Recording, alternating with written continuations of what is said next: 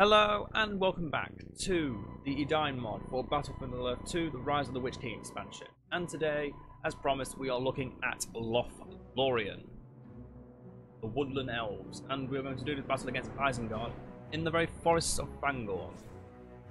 And you'll also notice in Fangorn there's a few changes, not as in the map, but you'll also see some other things very soon. So let's get in. I do apologise for the lateness of this video, but I was spending so much time trying to fix my microphone because sometimes it picks up my fans, but I don't think that noise gates, so on and so forth, to try and stop this, and hopefully it now has. So having a quick look at the powers first, because I think this is the most unique part of Lothlorien. You'll notice for an Elven faction, we start with no heal. We get the Horn of Lothlorien, the Elven Wood, and the Mist of the Golden Wood. Then we have Arrow Storm, which is just the same as Arrow Volley, just renamed. Mystical Stream. This magic stream of Mirkwood curses any who drink of it with deadly drowsiness. You may think, why is there Mirkwood things in a faction that is obviously Lothlorien? That is because Mirkwood is a sub-faction of Lothlorien. Make it sound simpler. Anyway, looking at the Lady of the Light of the White Lady, permanently decrease the cooldown of times of spell book powers by 25%. Now this is really good for when you get your late tier powers like Radagast, Starbringer, and the Reign of the Valar. Looking on, the Guards of Mirkwood temporarily summon and command Tariel and 2 troops of Border Guards of Mirkwood. And these are just archers. They're pretty decent archers actually. I think they're slightly better than the typical Lorien archers we can make. Then we get Radagast the Brown. Summon Radagast the Brown in one of 3 different forms, and hopefully I get to show this off, because, well, at least one of his forms off. Then Elbereth Gilthoniel. Elves can see the stars of Elbereth, cancel freezing rain and darkness, and gain 75% armor for allied buildings and heroes for a short time. And it also plays a nice bit of audio in the background, but hopefully we won't have to listen to it. I say hopefully, we might get to. Summon Great Eagles, summon Gwyhir 2 Great Eagles to the battlefield, same as Gondor, and this will be the same as within Ladris. And that's the final, those are the 3 factors that can summon the Eagles. Then the Reign of the Valar. The Valar release their grief for the inhabitants of Middle-earth, causing a terrible torrential rainstorm, which heavily damages enemy units in a wide radius. And then the Star of Elendil. The light can be moved freely, and will rapidly heal allies while blinding enemies, reducing their damage to only 1%. Offended. So then, first thing to notice about the fortress, it's the only good faction fortress that doesn't have all walls. Instead it just has like the parapets and the areas which you can house archers on top of. It's a tribe of goblins. I'm going to get Rumen and Orifid. I'm going to look at the 4 buildings. The Border Guild House, which allows for the construction of typical units. Maintain your balance. Meet them with Elven Blade. Then we have the Sanctuary, enables the training of minstrels and research of fortress upgrades. The Galafrim Quarters allows for the training of the Galafrim and Khaz-Galafon Guardians, and produces food. And then we build the Forge, which allows for unit upgrades. And also notice that each of these produces food, because we only have 5 build plots in a fortress. So we have the smallest amount of build plots. But all of our buildings are linked to the fortress, so we can only get units from within the fortress. So obviously that fact alone makes it so building up is very difficult. But that's why I love this faction so much. In fact, that's the reason why I love Lothlorien the most. Anyway, looking at the quarters, you've got 4 upgrades, and each of them gives you an increase to command points for the Border Guard House. For the Forge, you get the upgrades. The Sanctuary, you get other upgrades, such as upgrading your leveling up these to level 3.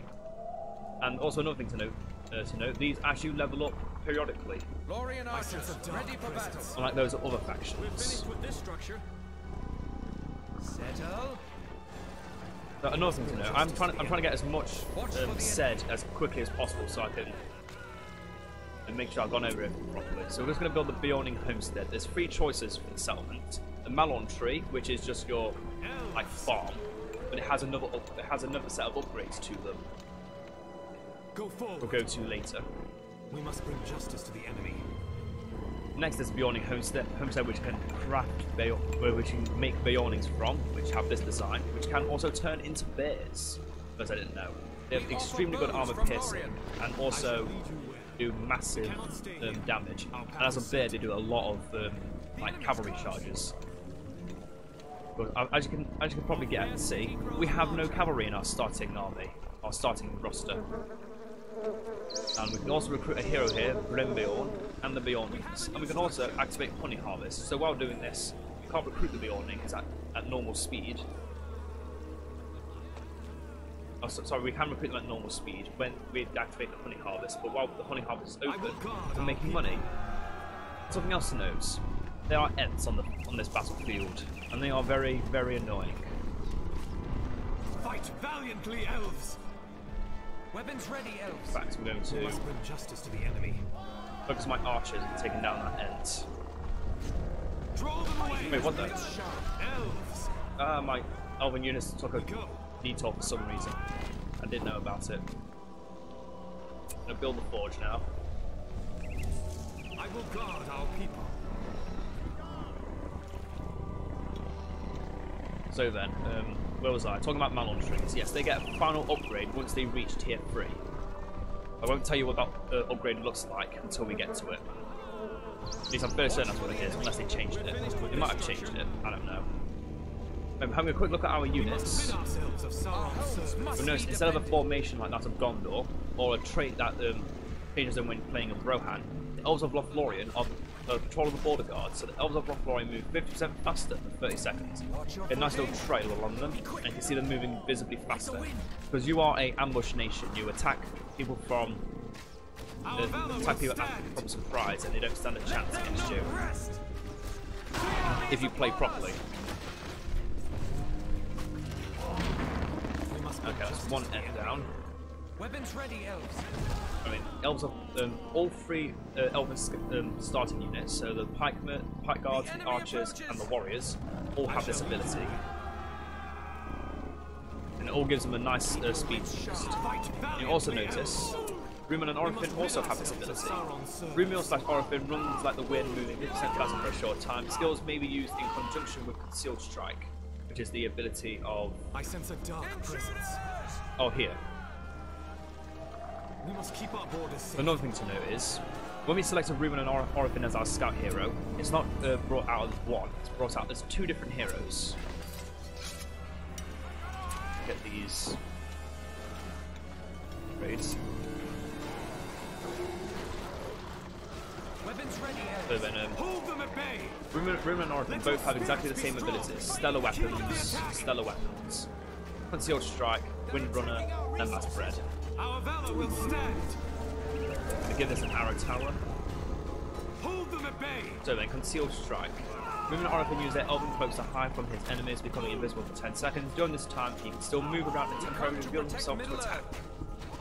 So it's an even better better range of cloak of Aragorn in a way. Well, while he was still Rider. We get the banner carriers, and banner carriers are a little bit stronger for these elves, and you can see it there. Units at rank 2 replace fallen troop members while... Oh wait, no.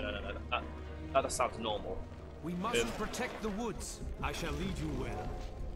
We travel from Lorien. The Lambras bread. Rumen and Orifin eat a wafer of Lambras bread, healing themselves for 1,000 life points. And finally, stellar weapons. The weapon of Rumen and Orifin becomes bathed in a shining light, increasing damage and knocking back foes. Fight valiantly, elves. So you are very much, your scout heroes are very much just that. They scout around, and they have the increased speed of your scout starting units to compensate for the fact that when moving together, you can all move at the same speed. So if you press Windrunner, by having Rumen and Orifin and some other elves active, we cannot stay here. Okay, it doesn't activate them. You just need to you select them, and then we must keep our borders safe. The enemy is near. Our path is certain. I sense a dark presence. We're just going to keep defending for a while because the Elves of Lothlorien build up very slowly, and here are the powers I was talking about. You have 5 final powers to choose from. Border Guard Spy Post doubles the line of sight of the Malon tree. And by the way, these names are Melian. The enemy is at hand. Fight valiantly, elves. Now, elves, attack! Just going to quickly pick how excited I to begin with. Got a nice elven horn. The second ability, Billowing Fog. The Malon tree disguises itself in allies in the area, so it's a fog around it. The Banner of Protection reduces the armor of nearby enemies by 20%. And finally, these two powers can only be selected if you choose one of the two forms of Galadriel from claiming the One Ring. Since we've got the money for it, we'll start getting some more archers. Anyway, having a look at this. So this is the Sanctuary, and we have four different upgrades. Systematic growth. All the other buildings inside the Citadel at this Sanctuary can instantly reach level 3. All allied units within the fort are slowly healed. All allies are healed, and defensive arrows are now with silver form arrows. You'll also notice along all of these, you see we can see the enemy. Our Lorien archers is waiting to attack the enemy, and that's because I know that's just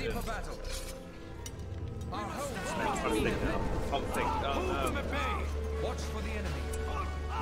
Stay focused, elves. Let them know. I'll go back.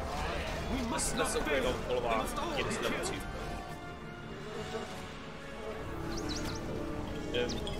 So yeah, all of our buildings immediately start with arrow sanctuaries. And those upgrade, I believe, the further we upgrade our own units. I will get the Glatham quarters, but not yet. First, I want to get systematic growth, so we can immediately upgrade all of our other buildings in here to level 3. That means we can get our upgrades sooner. We can get, we make more money, and I believe some of these upgrades actually require you to have a different upgrade level. I can't remember. Another thing to notice, we have a unit that's rather different. An elven minstrel. The minstrels sing beautiful songs, granting bonuses to nearby friendly units. If multiple minstrels are close together and sing at the same time, the bonuses will be amplified. In the original Edain 3.8, these upgrades used to give 3 different bonuses. One was invulnerability, another one was a heal, and another one was a debuff to enemies. So you can imagine that it was very, very strong. And we're going to get the guards of Mirkwood. We're not going to use them yet. I think we should try. Yeah, if we start getting chased, we can just very quickly escape. That's very a good way to protect your units. We're going to eat the lambast bread, or thing and heal. Now then, you can also notice minstrels come out as this, and you can select them as by clicking D. Now then, their song. If one minstrel is singing, all allies gain 5% armor and damage. 2 are singing, they gain fear resistance and more armor and damage. And if 3 are singing, they all gain knockback resistance and trample resistance and 10% armor and damage. Come along. Our valor will stand. Yeah, also, the minstrel is not selected by field, so you can set her as a different units. I do not fear death. You can also notice they are also the original quotes of I was going to say Galadriel, no, Arwen. Go forward. Onward. They want these minstrels to stay around the same place as the archer line, your army. Also, another thing to note, unlike in the other fortresses or border strongholds or any other thing, our buildings are not we are not restricted by our units do not stop being made, or upgrades do not stop being made while we're making heroes, and vice versa, which is a very good trait. Anyway, I should probably get an upgrade for this. Let's get the border guard spy first. So we have increased range, and it is a massive increase to range. Evil is upon us. If we have a look around, oh, it's all gone now. Housing, I took it away from me before I can show it off. How dare! Now, our next hero to show off. If I get my minstrels together. Make haste. We must keep our borders safe. How dare!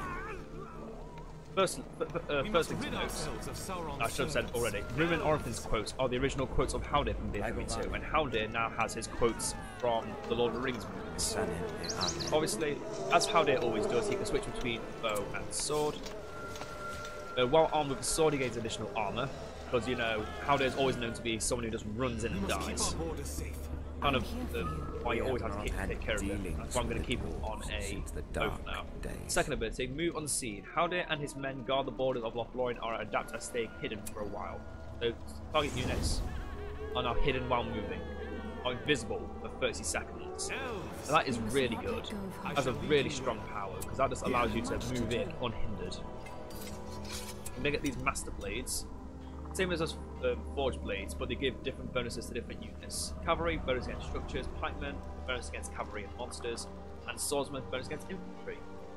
Which you know. I'm going to use the guns. I'm going to try and speak over this as much as possible. Because if you tell one thing, it's very, very loud. Depending on how much I fix the audio in this. So, sorry if this is loud. Sorry. Unfortunately, I can't stop it now, which is a bit sad.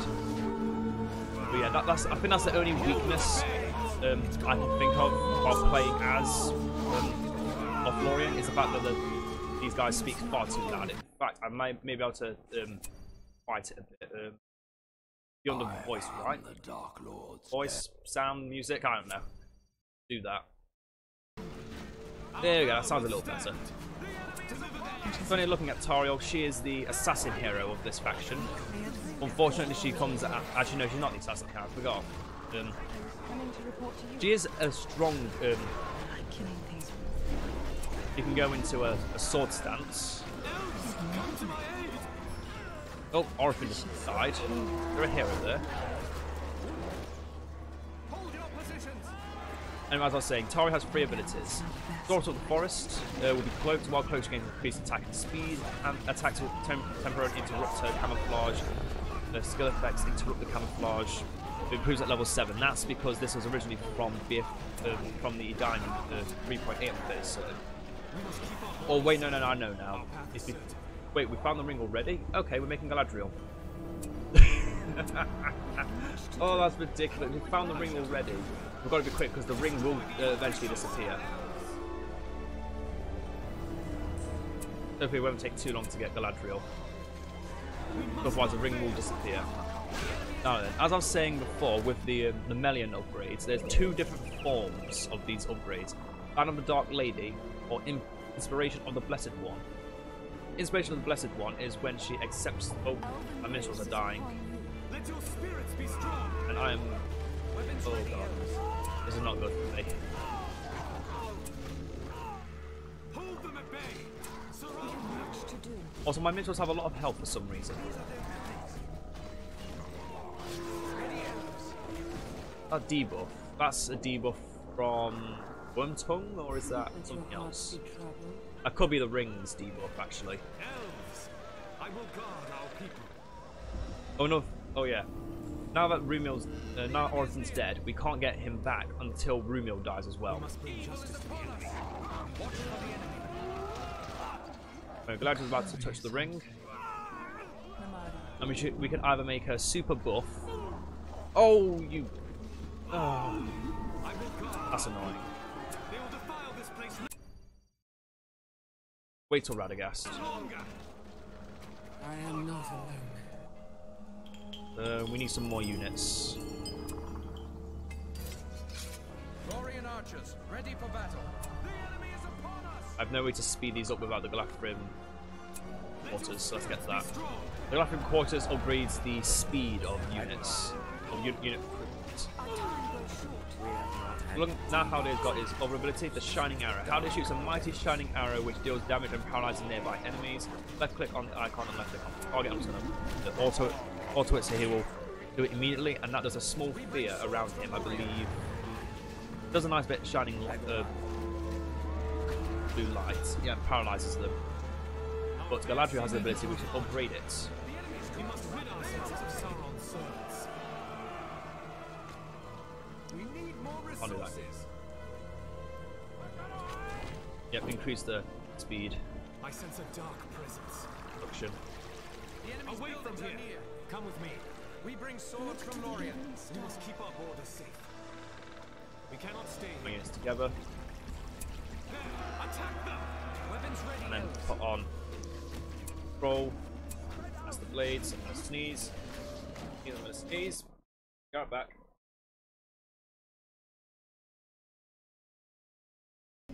And I'm back. So what we just built is the Mirkwood Outpost. Not only does it look very, very awesome, to remind you of that feel of Mirkwood,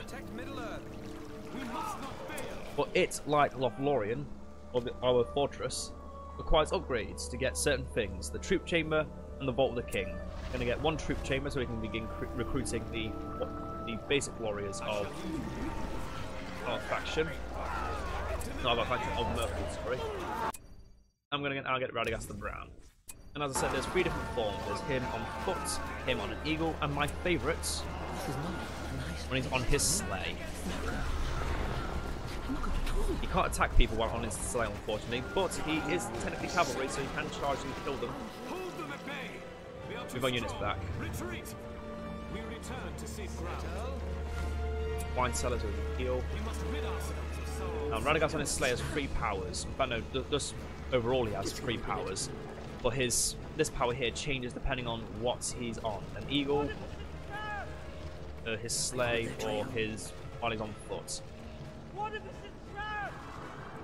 And while he's on his sleigh, the hostile units that are driven past by Radagast are 25% slower and have less armor, although they normally die to his charge. Then he has the Friends of the Skies, where he can summon a great eagle to do one quick swoop, like this.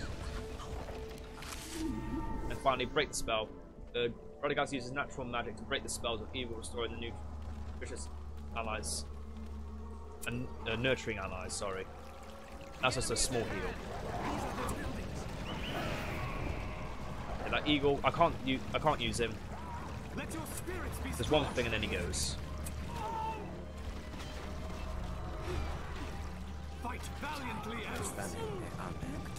Yeah, I'm going to let them go past. They'll die once they get inside. Just watch. I'm going to start getting these guard platforms as well, just to incentivize my points. But one important thing to note is, if the Citadel falls, it closes the rest of your fortress until it's certain, unless they changed it so you now have to destroy every building. But what used to be in the past is, when Lothlorien first came out, if your Citadel gets destroyed by like a massive amount of battering rams, you can't stop them. You just lose. You have no way of getting anything back. Let's start getting these units from Mirkwood, the swordsmen, the archers, and the elf riders. There we go. I want Howder on his. Anyway, Galadriel, I want to mention, she has powers too. Level 3 power is just a quick fast sight. The first power gives Galadriel, freezes freezes enemies in their tracks. In fear.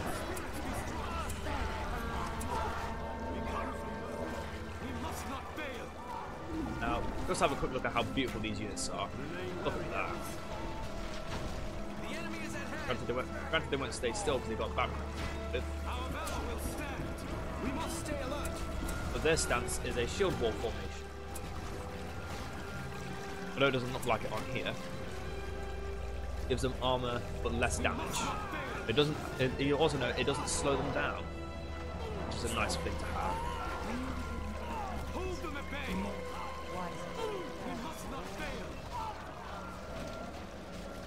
Go back again. Oh, my nose is all kinds of blocked up right now. Not good.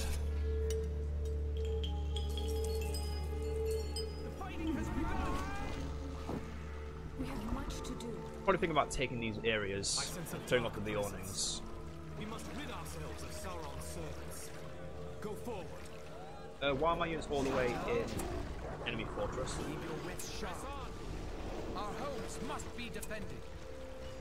I'll protect them. Escape these fools. Hide within our walls. Our homes must be defended. Destroy the evil creatures. All light is sacred to the Eldar. Let's solve the Galadriel for what we can. Ring again, really? We must not fail. Away from here. Saddle up, horse archers. We must bring justice to the enemy. I'm here for you. Start making some more Malon troops. Onward. I'm here for you. I lose a minstrel. Look to the evening star. Oh no, they just jump together. Courage. Sorry, not jump together, mixed together. You must not let go of hope. We cannot stay. Our time grows short. We have a new structure. Now then, since we got the Mirkwood fortress, let's have a look at what the other fortress looks like. Well, not fortress, outpost. Hi, and these are the outside. They are destroying my base. Do not let them do this. We must defend these lands. With haste. So one last thing to mention, which I probably should have done ages ago, if it wasn't already obvious, is our we are very centric around one building that holds everything, and if that building is destroyed, so does everything else around it. So protecting things like the fortress, or citadel as it's better called, is very essential. We now have the Lothlorien to show off as well.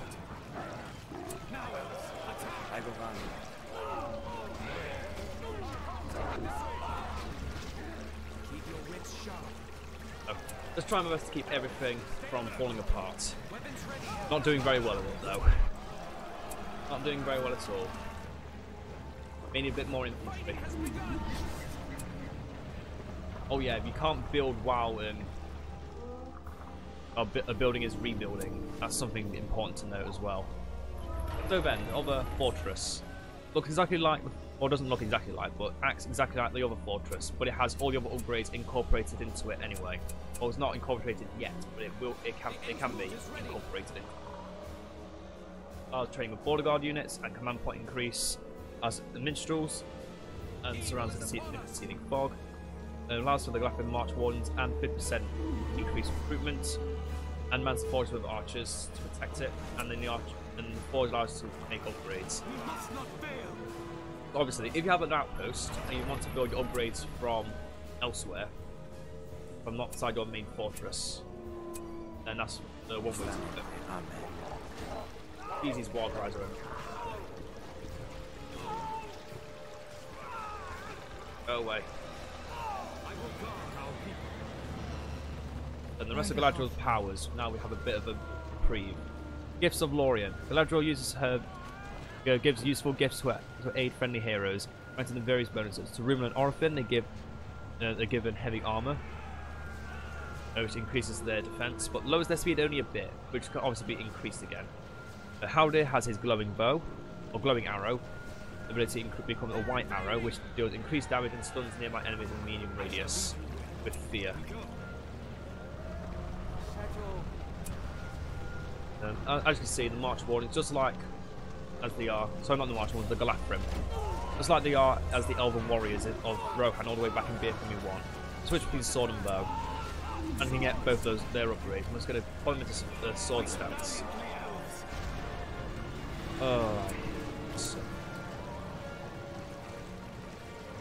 Let's just get Legolas. I know Legolas isn't as important to show off because most of his abilities are the same.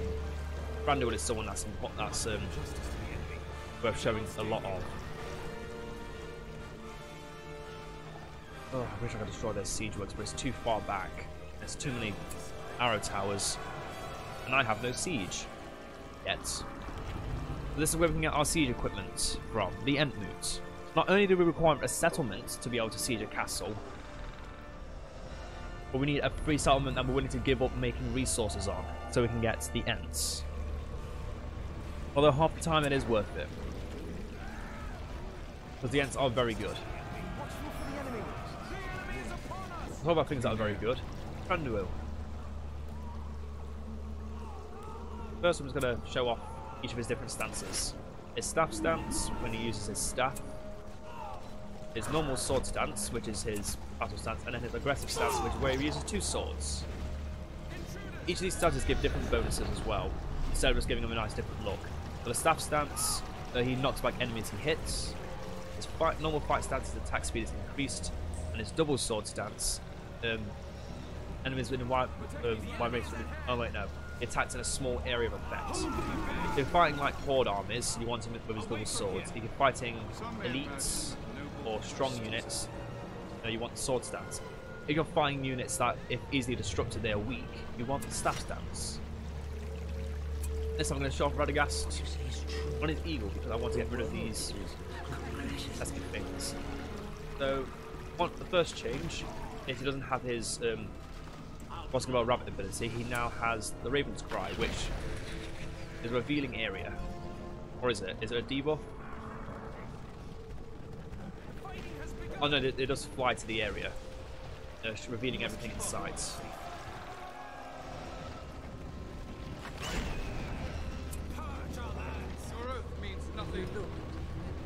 So then, let's just stop Randall for a second and get Galadriel to say, "Yo mate, I got something for you."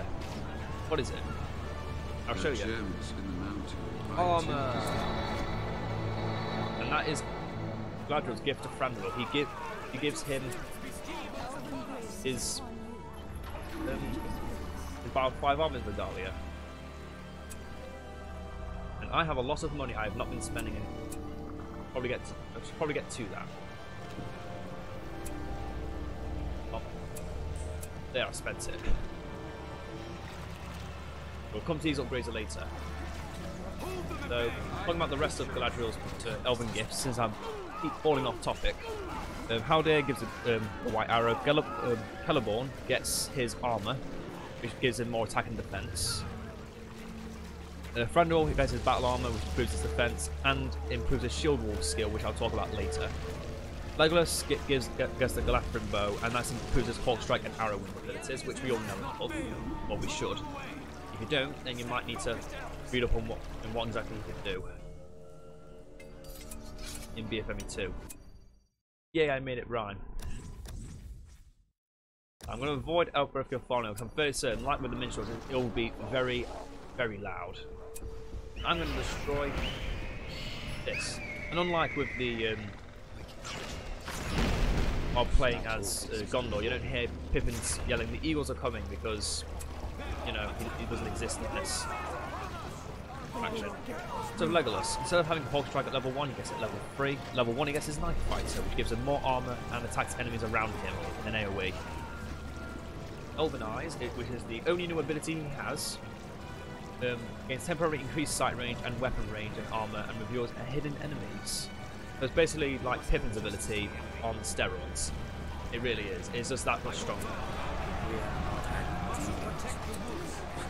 The dark. Having a quick look at the Mirkwood Archers. Their ability, Destructive Shot. The arrows of Mirkwood Archers slow enemies by 40% for 5 seconds. So just another way of keeping enemies off you. By the Elk Riders. Shoot from the saddle. Elk Riders are masterful marksmen and are unparalleled at defeating enemy cavalry. They deal 50% damage against cavalry and their shots knock riders down. With silver thorns, their shots will throw cavalry back. So yeah, if you ever need to deal with lots of cavalry, and if you don't think you can deal with it with a lot of pikemen, it's like Rohan, and having these Elk Riders is very effective. Oh yeah, and these silver thorn arrows cost 700 because they are really, really good. And that's why you want the decrease in armor stat, the decrease in. I don't even know what to say now. The decrease in the cost of upgrades, if possible. There we go. Said it. Okay, look at that. They're knocking back the Wild Riders before they even die. That is so strong. Anyway, Galadriel, we aren't done with you yet. And then if you reject the ring, you get 2 new heroes, Frodo and Sam. Frodo, she gives the File of Elendil, and to Sam, she gives Seeds of Golden Wood, which means you can plant 3 build plots for Malon trees. That's right, you can just make more Malon trees from the ground. Really good, really strong power. And before we forget, let's show off the Bjorning. Because I still haven't shown them off, and I'm sure you guys want to see what the Bjorning can do.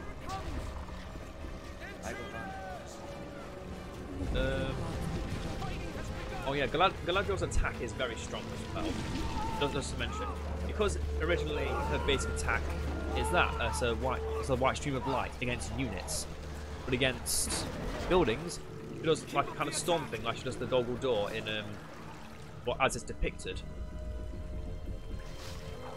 Are they shooting my enemy from? What is that? What? No, what actually is that? I've never seen that before. Throw that goddamn ballista already. So her level 7 ability, Glance in the Mirror. A target friendly hero is granted a look in the mirror of Galadriel. The hero will gain one of 3 possible effects: Wisdom, Strength, or Despair.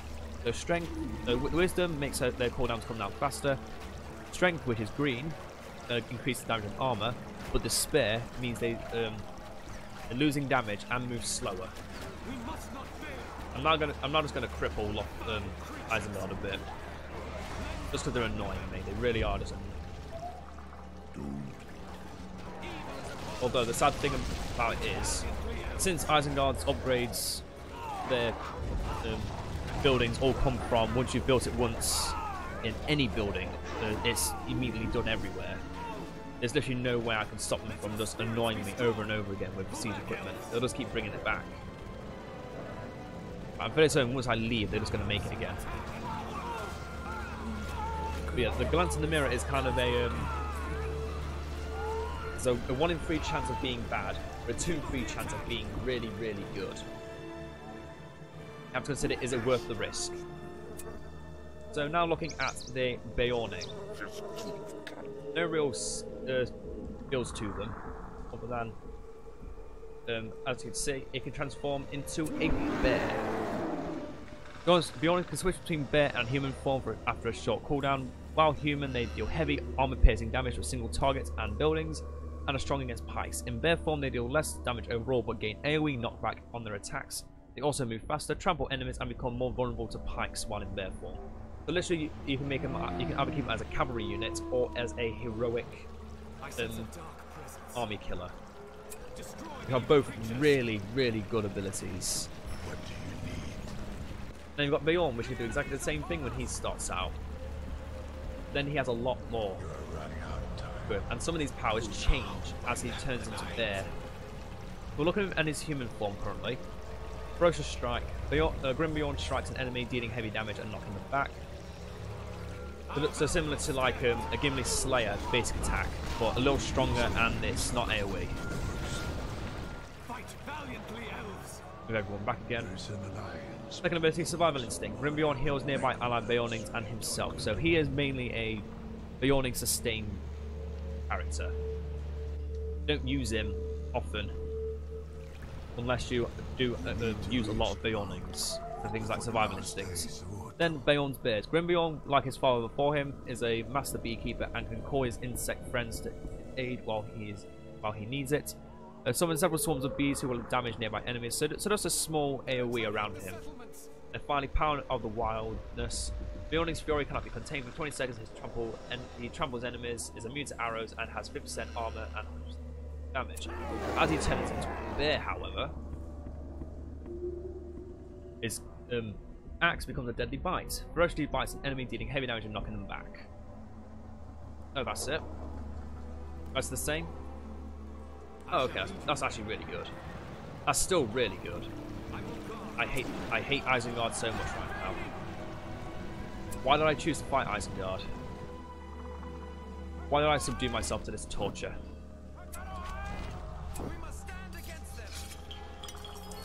For the rest of these upgrades.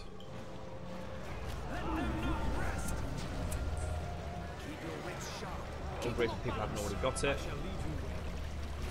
Everyone's already got it. No, I don't think the Lothlorien have everything. No, they haven't got the longbows or silver forms yet. I'll send them back to silver form mode as well. We've got the bear, Grim Beorn together. As you can tell, Grim Beorn being a little bit older and grey-haired. But yeah, I just love looking at the bears. The models are so well done. They really are so well done. I have to applaud whoever made them, because they did a a right good job. I'm sure this siege works because it's really starting to annoy me. As we get the two anti-heroes. Because normally you'd think, yeah, there's just Treebeard, but there's also Quick Beam, which is mentioned quite a bit in the books, but not at all mentioned in the films. Which I do find is quite disappointing because he is a very important character. Well, not quite important. He is he's more of just a someone who's there kind of character. But the last unit that you can create from the outpost now, we're coming all the way back to here, are the Palace Guards, which are your elite pikemen. The enemy is upon us. The Mirkwood units, although they are overall, I believe, slightly stronger than the... I keep forgetting about these guns too. Probably consider that. So, well, what was I talking about? I've already forgot what I was talking about. Oh yeah, the Mirkwood units are slightly more well armoured than that of the Scout units, or the Border Watch units. But they are definitely by no chance weaker because of this. If anything, they because of their speed, they're actually more effective in the early game. So then, the Palace Guards, defenders of Mirkwood. The Palace Guards are the elite defenders of Mirkwood and can turn enemy momentum against them. Anytime a Palace Guard is trampled, all over nearby Palace Guards gain increased armor, damage, and slow and additional enemy trampling 50% faster. And if you didn't guess what that little sound was while I was talking, that is the result of the a unit charging into the elite units. We offer bows from Lorien. May as well show off the Reign of the Law. So obviously, firstly, amazing looking design, and second, this is what it does. It's mainly a unit, an army destructing ability, not so much a building destructive ability, but it does a bit. Yeah, you see how quickly it destroyed those Warg Riders, and it's not even finished yet. We need to start looking for Gollum. So let's have quickly have Rumil glance in the mirror. He got a green aura, so now he has more attack and armor for the duration, which is a pretty long duration of 30 seconds. And having that on a very powerful hero is also very effective. Our homes must be defended. Like the wind. Yeah, we'll show off the ends shortly. Right now, the last of our Lothlorien units, Watch for the enemy. the Karas Galathon Guardians. So they immediately start with silver thorn arrows. You get elven cloaks, and they have the thorn arrows. The Karas Galathon Guardians temporarily fire magical thorn arrows, which deal less overall damage than normal, but knock enemy units back. It was a bit like the ability of the Elk Riders when they attack someone. In line, archers. We must When they attack cavalry. They're not. They're still really good. They probably have. I bet certainly have the longest range of any of our units, and that includes them with the longbow upgrade, which I completely neglected to talk about. Silver Thorn arrows is also a massive increase in damage. The Master Blades we already talked about. The longbows allow our elven units to shoot even further. But if you didn't guess, or if you didn't already know, we are the one being elves. We are extremely powerful. Or extremely knowledgeable, and with many years, maybe even thousands of years of practice with the bow, we are the masters of the arts.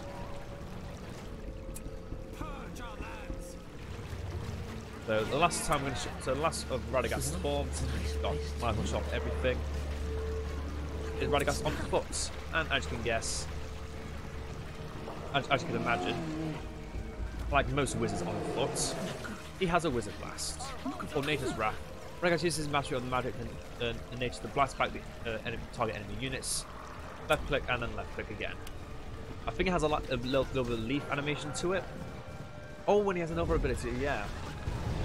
It's a nice just AoE around him, more than just a cone in front of him. There's other abilities which I completely forgot about. Radagast uses magic to create thick, thorny brambles which will damage and slow all enemies as we walk through them. So not does it only look nice, but it is really good. So again, gonna have to walk back.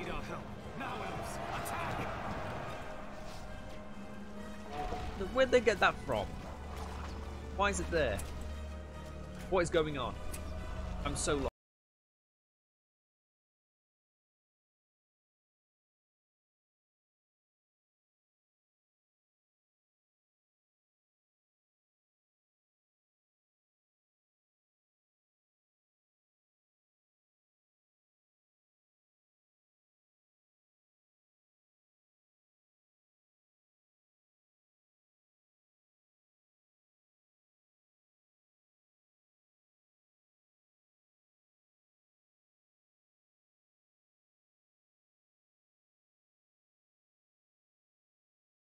Treebeard. He's the one that's changed the least. Shepherd of the Forest was always his leadership ability since the patch for BFME 1. All nearby ends get increased armor, damage, experience, and gain the attack range while throwing rocks. And that also gains another ability, summon some Ents. So he summons an Ent move out of nowhere and just makes some more Ents, which have the Stomp ability. This is the only Ent unit that will have that Stomp ability as well to note. So this is basically a very strong AoE ability linked to 2 Ents that are that don't last forever and are quite slow, but if you can put them into the battlefield immediately, they are very strong. His final ability is Exit Transports, and that will be linked to if we can find the ring or not. Every day it grows What that basically means is, it could, while a hobbit is on the backs of either Treebeard or Quickbeam, you can just make them leave. So that's basically a way to find that is, if you have a hobbit on here, and Treebeard's about to die, you take them off, the hobbit can escape, and they don't die with Treebeard. Obviously, they can throw rocks. Now, Quickbeam, I think, is probably stronger than Treebeard, for the fact that he can do this. So we've got an Ent, it's slowly building up. Press Ent Moot, and it does that. I'm going to show off how quickly I'm not going to make the units. I believe there are other units we need to make. Something, I can't even remember. What am I missing? What am I missing? I'm just getting a lot of money and not any answers. What I need to do. Gonna follow them. Gonna follow these. Gonna have the Bjornings. We've got Grimbeorn. I guess we could chop an Ent. And yeah, that Ent ability is still active. But obviously, it does wear off after a while. What you normally would do is you get Quickbeam first. Then while Treebeard and maybe another Ent is still loading up, you press the Ent ability, and Treebeard just pops out immediately. It's hilarious.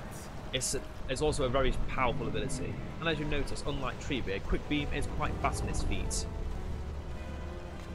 He is known for being the most hasty of his kind, I believe. Let's quickly show off the inspiring statue and the statues as well. Statues? Is that really a statue? Wait. Inspiring statue. Why?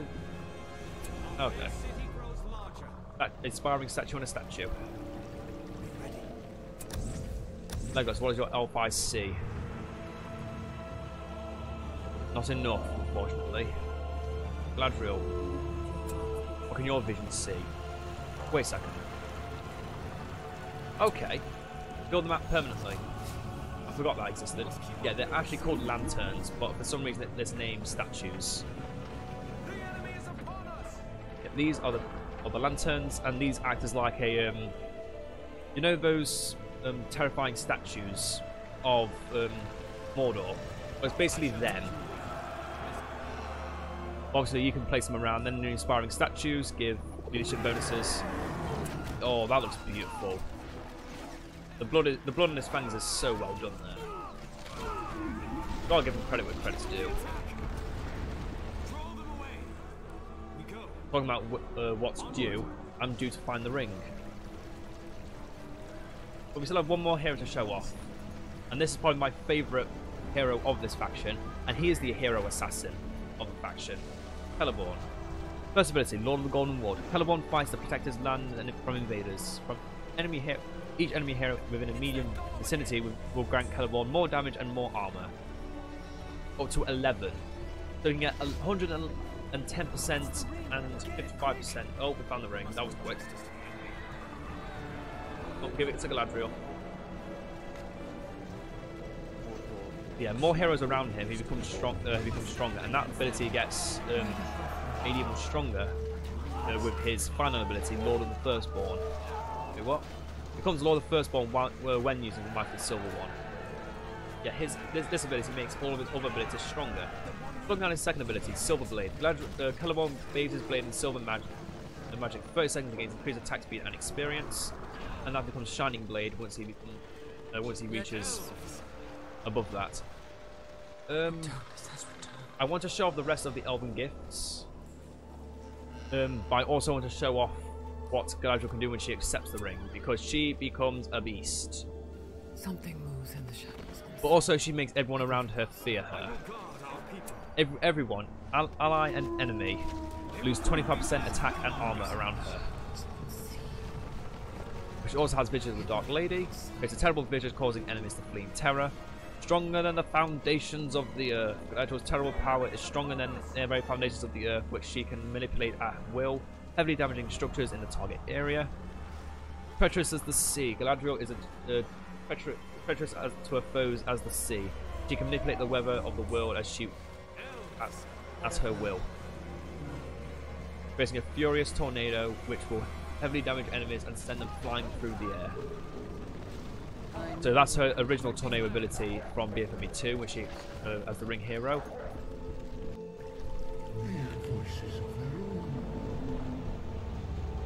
And then finally, power of the ring. The Dark Queen focuses the horrid energies of the One Ring to create a devastating blast wave, knocking back and heavily damaging all surrounding enemy units. So have a quick look at what she can. So let's have a quick look at what she can actually capable of doing.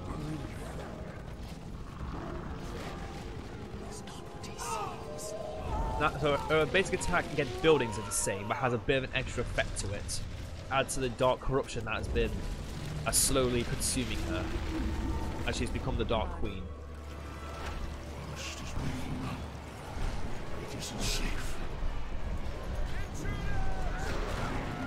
In the end, same as it always has been. Switch between throwing rocks or not. Now then, stronger than the foundations of the earth is a mini earthquake.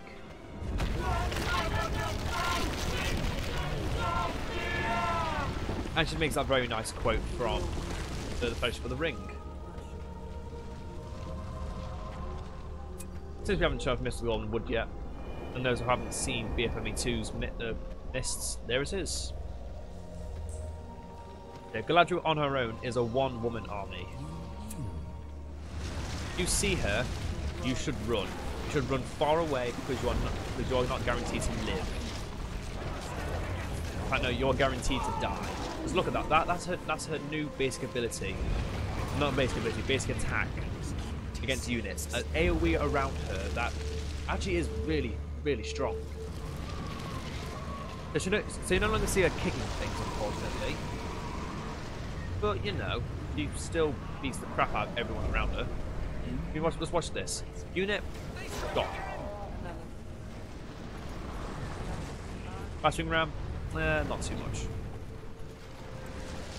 And this tornado lasts forever. It really does. I think it's double the time of which it normally had when she became the ring hero, which is a massive bonus. Yeah, just look at that AoE. Crazy. And her last power is even crazier. It's Word of Power was made even stronger than it should be, which is a very terrifying thought when you consider exactly what she's capable of. And I do remember now these 4 things. Wine up from Dorwinian, increase the production of wine cellars. So these wine cellars make more money, but they also reduce the cost of heroes, which I forgot to mention as well. Price guards get reduced in cost, and the other Merkwood units do with the troop chamber and the vault of the king. Second ability, protect the borders. Troop chambers will be manned with 2 elite archers of the king that fire on nearby enemies. Each vault, the king is guarded by 2 palace guards and a banner carrier, and these give armor to allies. And finally, Thranduil's mobilization. That's just basically, if I have 5 of these lined up, you can make them very, very quickly. I hope that's a good overview of everything, because the one's got Galadriel to level 10. Anyway, Celeborn. So let's have a quick look at his silver blade. I shall lead you where. We cannot stay here. Yeah, I almost forgot to get the thumbnail. Gotta get a beautiful thumbnail, right? Watch for the enemy. Stay ready. Weapons ready, elves. Watch for the enemy. And the minstrels as well. I'll get the minstrels. Look to the evening star. Make haste. So, level 10. It's a shame there's not an army I can destroy, but this is what it does.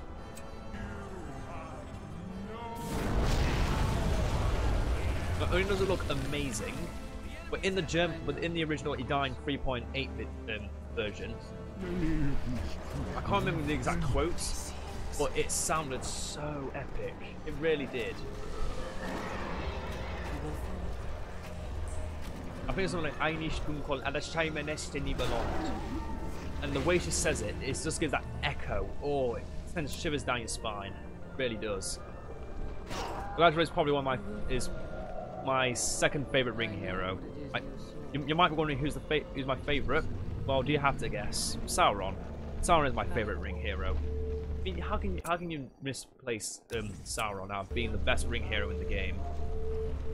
He is made to be the strongest. Only he can truly master the ring. Many can use it to their own will, but only he can truly master it. And its power. Yeah, unfortunately, with Galadriel nearby, our units are frightened of her. But that doesn't mean it doesn't look nice in the picture. And just to add on to it, let's bring in the ship of Erendil.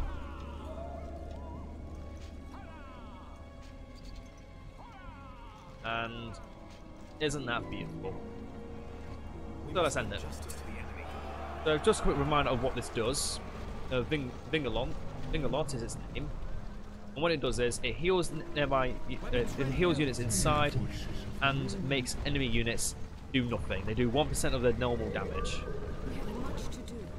Considering that's a massive debuff as well. You basically just neuter any enemy. Let's summon the eagles. Let's put Radagast back on his sleigh. And he's the light of the Valar. Well, not the light of the Valar, the reign of the Valar. Yeah. Lothlorien overall is my favourite faction, but for new players I do recommend playing this faction with a grain of salt because it is very hard to master. Obviously, because you're restricted to only having one place to build everything, you need to get these upgrades. You need to get these speed upgrades. You need to get these command point upgrades. You need to make sure you have at least one of everything in your starting fortress most of the time. If you decide against going for Mirkwood, you could get the forge at one of your outposts here. You can get all your upgrades from there, but you won't get the decrease in cost, which is unfortunately a problem. That often comes from things like that. Well, Galadriel doesn't really care about her units either. She just kind of sends them around all over the shop. It doesn't hurt them, granted, but still, it's a bit annoying to deal with. And then finally, her terrifying aura. It's the same as it is in BFME 2, just with no real visual this time, unfortunately. And look, I think they can build a fortress.